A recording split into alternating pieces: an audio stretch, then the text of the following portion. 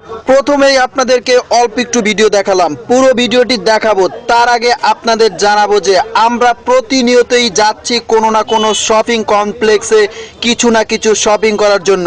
কিন্তু আপনি কি জানেন যে ওই শপিং কমপ্লেক্সের টয়লেটগুলো কেমন হয়? চলুন তাহলে আমরা দেখে আসি কিছু শপিং কমপ্লেক্সের টয়লেট। এই যে স্ক্রিনে যে টয়লেটগুলো দেখছেন খুব নামি দামি টয়লেট, কিন্তু একটা বিষয় কি আপনারা কখনোই ভেবেছেন যে এই টয়লেটগুলোর উপর দিয়ে ফাঁকা রাখা হয় কেন? অবশ্যই ভাবেননি। আজ তাহলে জেনে নিন যে এই টয়লেটগুলোর উপর দিয়ে ফাঁকা রাখা হয় কেন। আমরা আজকে আপনাদেরকে যে ভিডিওটি দেখাতে যাচ্ছি, এই ভিডিওটি সংগ্রহ করা হয়েছিল একটি শপিং কমপ্লেক্সের টয়লেট থেকে। এই শপিং কমপ্লেক্সের টয়লেটগুলোতে প্রতিনিয়তই কিছু না কিছু মানুষ অপকর্ম করে বেড়াচ্ছে। আর শপিং কমপ্লেক্সের টয়লেটগুলোর এজন্যই উপরের দিকটাতে ফাঁকা থাকে, কারণ কেউ যদি টয়লেটের ভিতরে অপকর্ম করে তাহলে যে কোনোভাবেই হোক, যদি শপিং কমপ্লেক্সের কর্মকর্তারা জানতে পারে তাহলে ওই লোকগুলোকে হাতে নাতে ধরার জন্যই রাখা হয় শপিং কমপ্লেক্সের উপর দিয়ে ফাঁকা। চলুন তাহলে আমরা পুরো ভিডিওটি একবার দেখে নেই।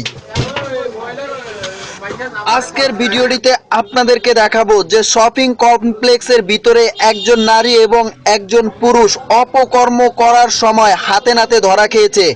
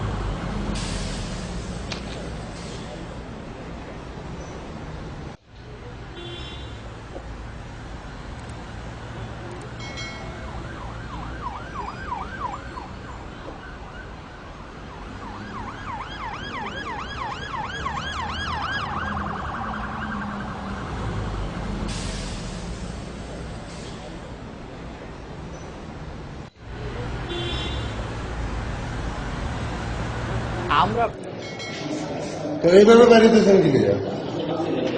এদিকে আমরা মারি না, এদিকে তো বাকি আছে, আপনি এইভাবে মারিলেন কেন? কোন লোক?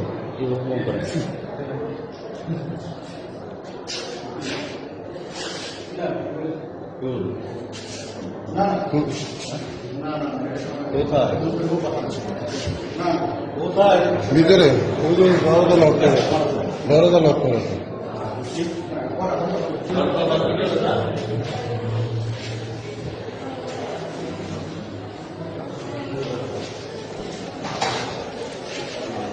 এটা কিন্তু ঠিক হয় না স্যার।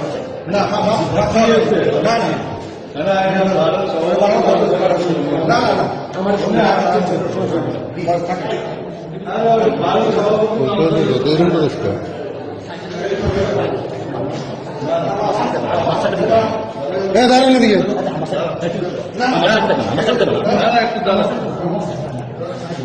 মুখোশ খেলো, মুখোশ খেলো, মুখোশ খেলো, মুখোশ খেলো, মুখোশ খেলো, ভিডিও খেলো, মুখোশ খেলো, মুখোশ খেলো, মুখোশ খেলো। আচ্ছা ঠিক আছে, আপনার পরে না